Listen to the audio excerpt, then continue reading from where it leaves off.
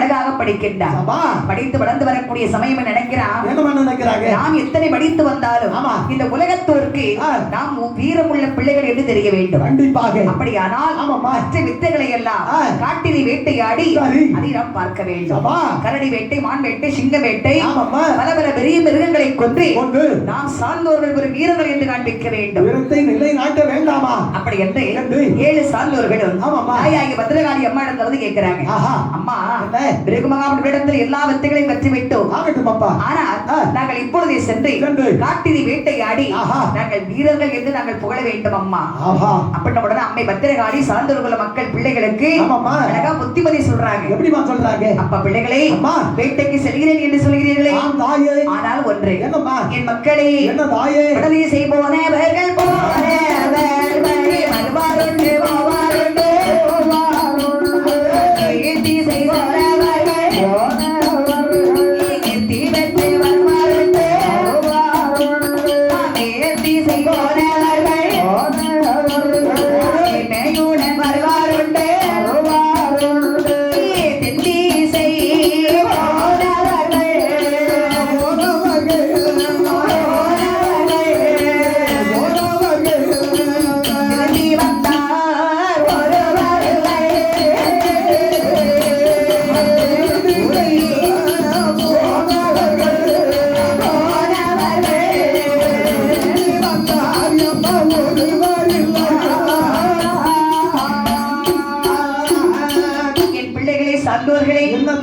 வேட்டைக்கு செல்கிறேன் சொல்றீங்க.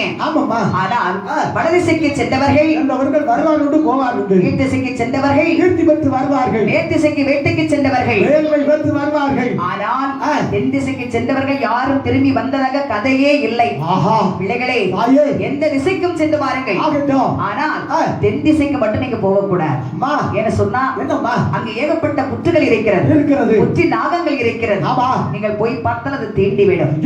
காரங்காய் சூரங்காய் காட்டில் அழகாக பழுத்து தொங்கும், அதை பறித்து தின்றால் நீங்கள் மதி இழந்து விடுவீர்கள்.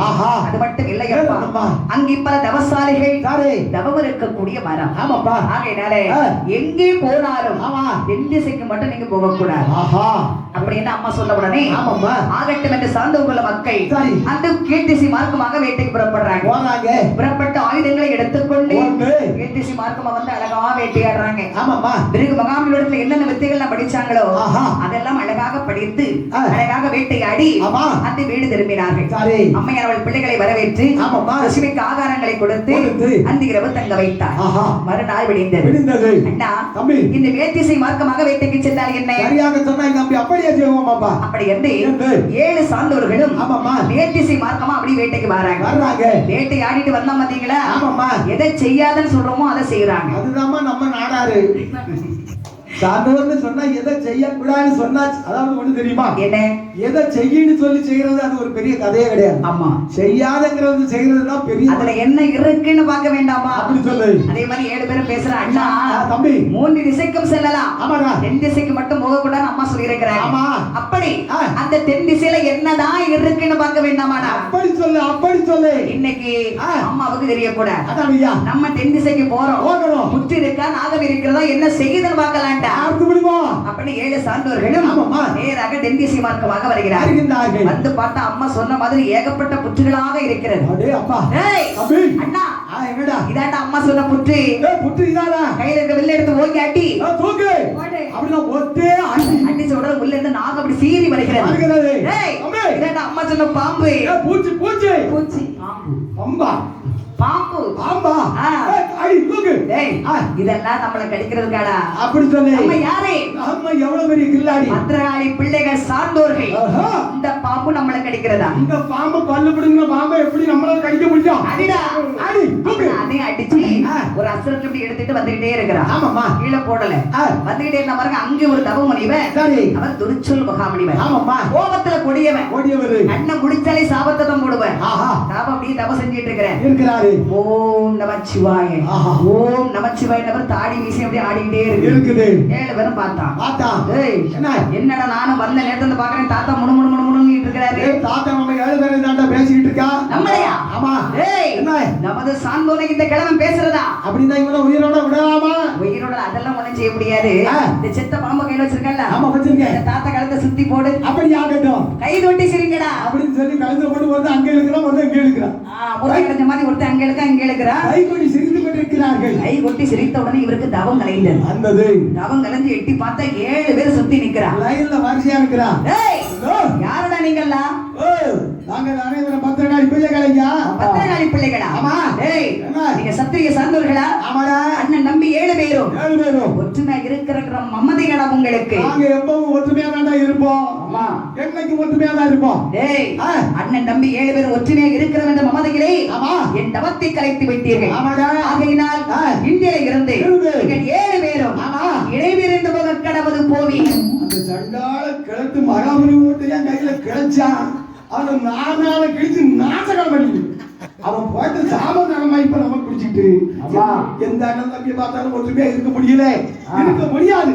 ஏன்னா பெரிய மகாபலிவன். அம்மா அவன் இட்ட சாபம் இப்பவும் பறிச்சிட்டு இருக்கு. ஆமாம்மா. சாபத்தை கொடுத்துட்டு அவன் தவத்தை செய்தார் பாருங்க. ஆமாம்மா. அப்படியே வாரான். வரும்போது காரங்காய் சூரங்காயில காட்டுல படுத்து தொங்குது.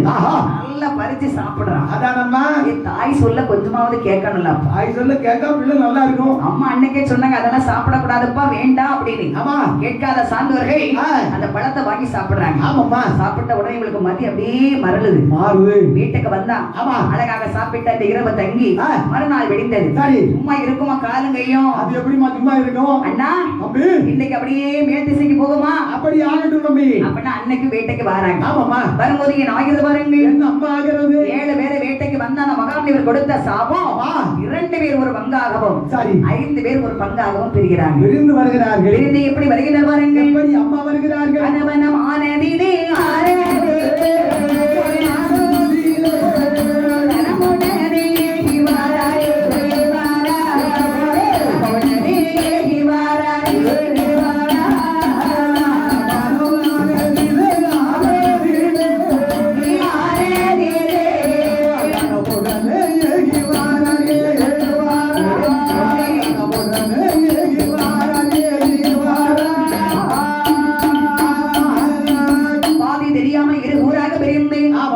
மூத்தவன் 2 பேரும் தனியா அப்படியே வந்துட்டு இருக்கிறான். வரும்போது எங்க போனே தெரியல. நல்ல வெயில். இவனுக்கு தாகம் பொறுக்க முடியவில்லை. தாகம் பொறுக்க முடியாமல் அப்படியே சுத்தி வந்துட்டு இருக்க. காட்டுக்குள்ள எங்கேயும் தண்ணியே கிடையாது. ஆமாம்மா. எங்கே தண்ணி குடிப்பது? தண்ணி தாக தொண்டை வந்து கொண்டு இருக்கிறது. அப்படி வந்து பார்க்கும் பொழுது பாண்டிய மன்னனுடைய கோன்கள் அந்த காட்டுல பசுக்களை மேய்த்து கொண்டிருக்கிறார்கள். நேர அந்த கோன்கள்கிட்ட வாராங்க சார்ந்தவர்கள். ஐயா கோன்களே தாகமாக இருக்கிறது. தண்ணீர் கிடைக்கவில்லை காட்டுக்குள். கொஞ்சம் தண்ணீர் இருந்தா கொடுங்களே. 2 மணி ஆகுது. நாங்க இருக்கிற தண்ணி எல்லாம் குடிச்சிட்டோம்பா சாப்பிட்டாச்சு. சரி தண்ணி இல்லையா? நீங்க வச்சிருக்கீங்களே பசுக்கள். அதுல பால் கறந்து கொஞ்சம் கொடுங்களே. பாண்டியவனுடைய பசுல பாலை கறக்க வேண்டுமா? மகளை தலையை ஆக்கிரை செய்து விடுவா. அப்பா அதெல்லாம் முடியாதப்பா முடியாது. கோன்களே நாங்க யாருன்னு தெரியுமா? நீங்க யாரப்பா? பத்திரகாளி பிள்ளைகள். ஓஹோ சார்ந்தவர்கள் நாங்க 2 பேரும். அப்படின்னா என்னடா தண்ணி கொடுக்க முடியுமா முடியாதாடா?